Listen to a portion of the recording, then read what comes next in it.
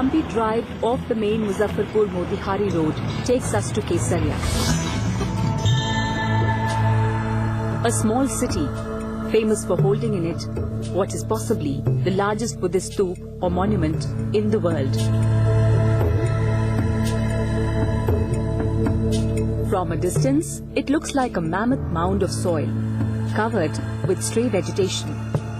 Even as you are wondering if you've reached the right place, the Kesaria Stupa comes in full view. Its grandeur, unmistakable.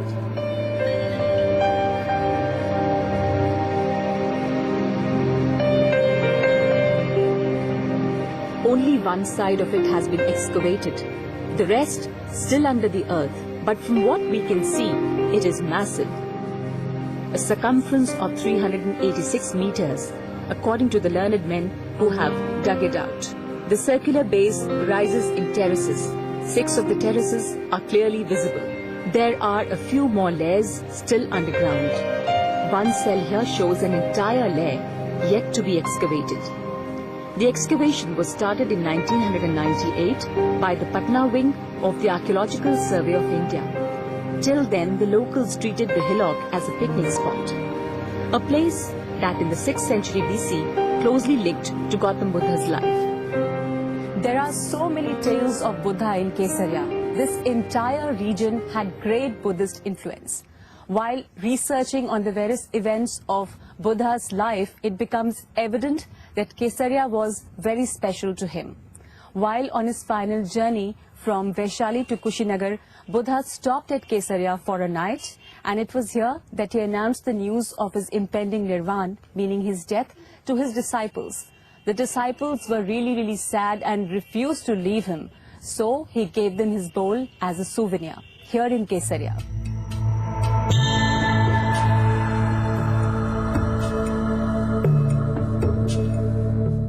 A stupa was built on the site following a tradition in which all important places and events in Buddha's life are marked with monuments. In Chinese traveller Yuan Sang's diary, it is called Kesaputta.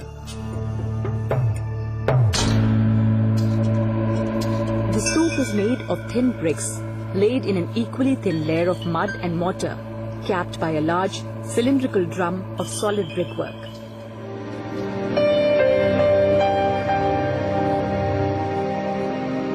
The terraces are of different size, and from the top they appear like a giant mandala. Each terrace contains a row of cells, their numbers reducing as you climb up to create this shape.